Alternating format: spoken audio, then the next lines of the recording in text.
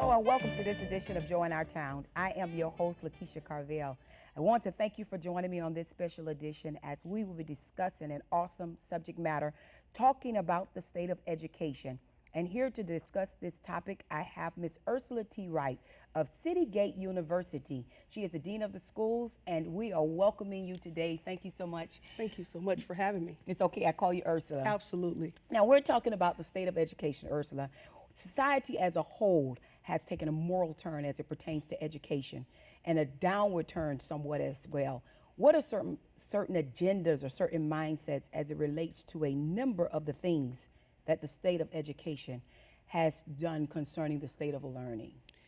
Well, currently, as it relates to the state of education, I think one of the things that not only from the standpoint of parents, but from the standpoint of the community and from the standpoint of what you can hear, not just in terms of things that you see on the internet, things that you're seeing come up in research, but parents and as a community, there's a great concern for the bend towards, basically testing students in one area. While we understand that benchmarks and standards across the board are gravely important, I really believe that, the way we look at achievement, the way it is measured, every student has a genius of their own.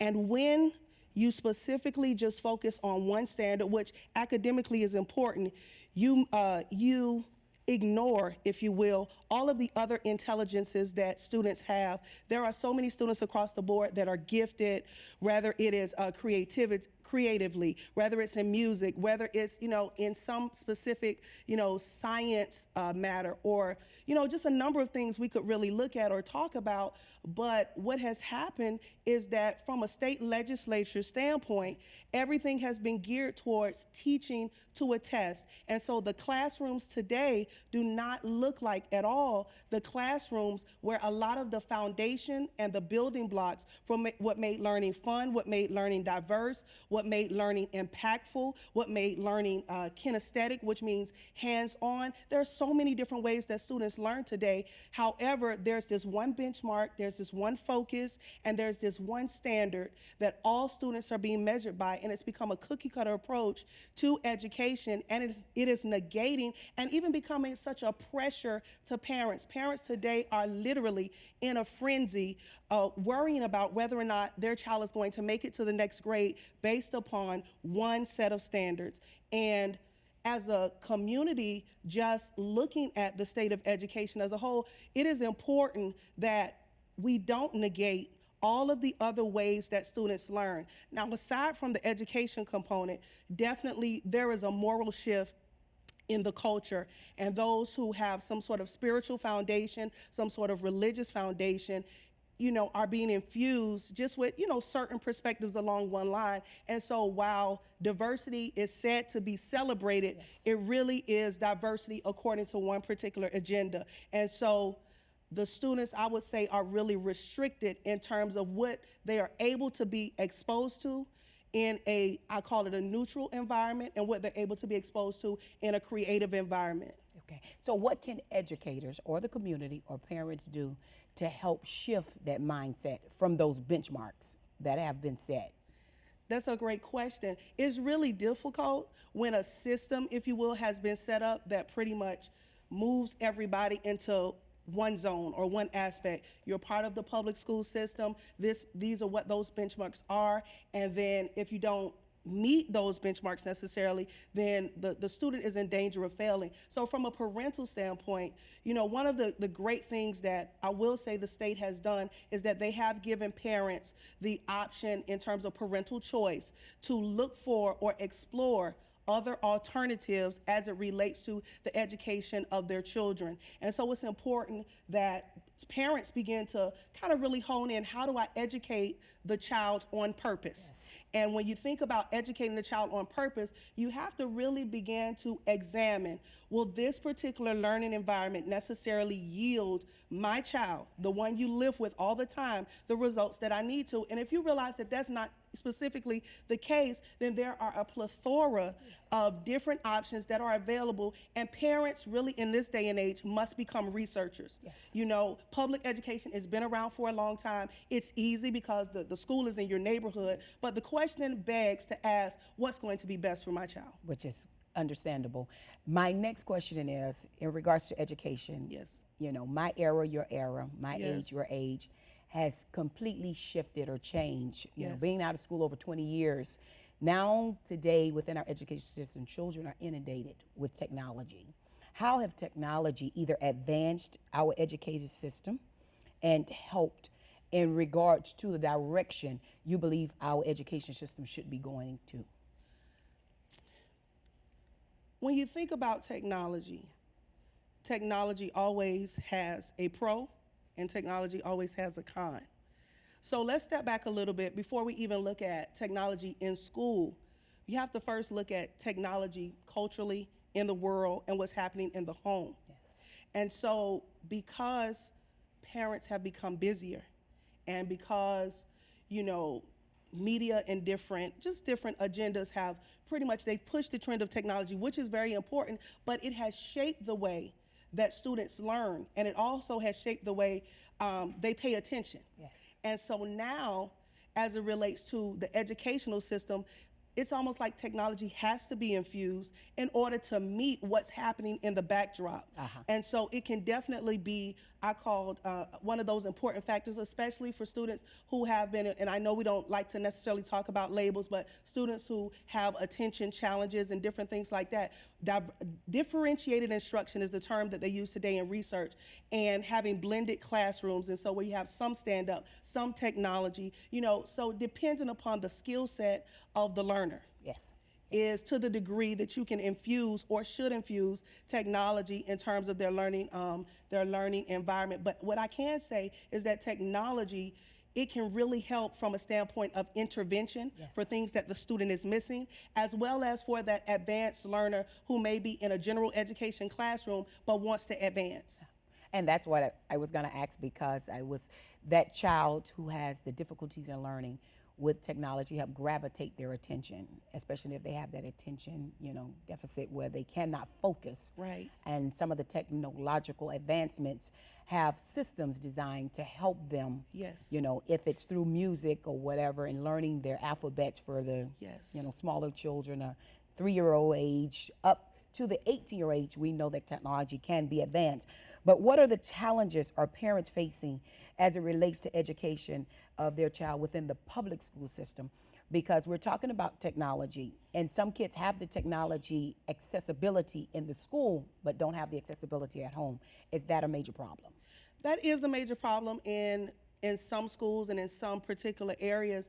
But one of the things that I do realize that a different number of, you know, just corporations and community partners, people who are concerned about the students, they have made some sort of, you know, fee-based, very small fee-based internet service available in the homes. And there are other different programs that can help financially, you know, support, you know, those particular efforts as it relates to bringing technology, you know, in the home. There's also a couple of initiatives like Bring Your Own Device, where there are students who they have that tablet or they have that phone, and they are allowed to even use that, you know, in terms of in school, out of school. And a lot of the software programs now, they're so responsive that they show up well on any device. Which is great, because it brings you back to your statement saying that parents have to take the responsibility Yes. through the research to find out those free or low-cost services Yes. for their children to have access to technology. Right. As well as just wanted to ask if you can address the parents' concern to deal with students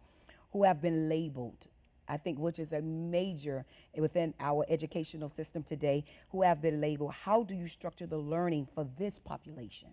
Well, I think first we have to understand the purpose of a label. And a lot of times as parents, it's a very sensitive issue, you know, not wanting that child labeled. But a lot of times it's a part of the backdrop of the information to at least know this is what I'm dealing with. Yes. Now, people, you can address it in a lot of different, you know, ways. Some people are afraid of the medication, some, you know, and some people address it in prayer. But I believe that knowing what you're facing is half the battle. It's also important for the parent to, you know, educate themselves on whatever that label is, because unknowingly, sometimes they can be mislabeled.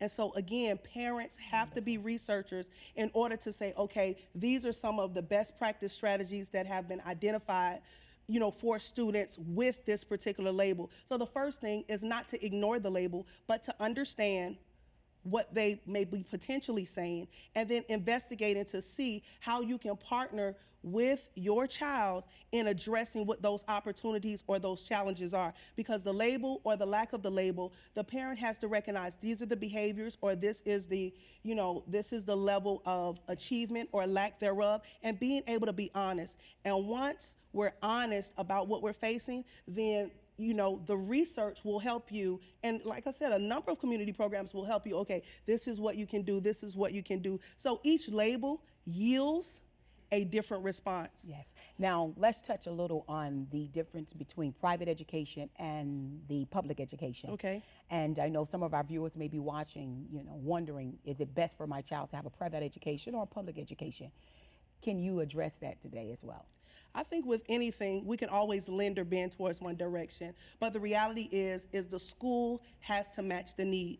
I do believe that there are a number of private schools that can meet the needs a lot better than public school. Public school is definitely on a vein where it's one direction. With private schools, it normally is a lot more flexibility. There's a lot more differentiation in terms of instruction, in terms of learning, especially because it's more one-on-one. It's more small group instruction. Yes. It's more individualized learning. There's more of an attempt to individualize or customize learning as it relates to private school education. Now, let's talk about your vision. Yes. Let's talk about the CityGate University. What was your passion, or what was the waken behind you starting this university? I have been in education for almost 20 years and have gone through a number of different agendas, from public school, from the state. And I came into a place where I was the instructor for indoor or in-school suspension, and beginning to see different types of students come in and how learning wasn't working. And I've always had a passion for kids and always had a passion for education. And my question was, if the regular classroom setting is not working, what do we need to do? And so some of these kids are gifted. Some of these kids, are on the lower end of things. And there are a number of reasons why they're acting out.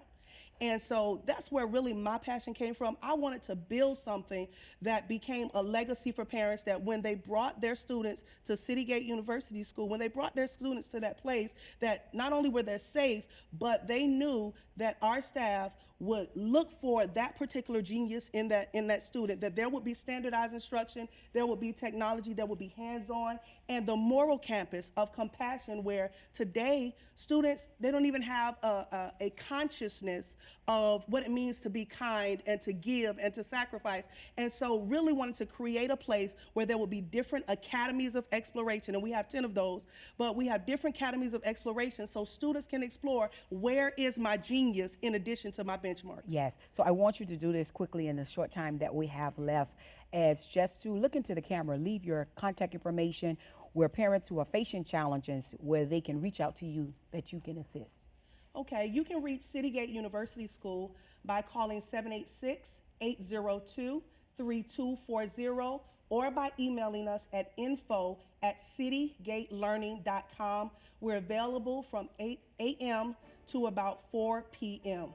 Thank you so much, Ursula. It has been a great show, sharing that valuable information, talking about overcoming learning disabilities, the state of our education. Thank you so much again, because our viewers have heard and learned so much. Thank you so much. Please stay tuned, and I will be right back with more. Thank you so much.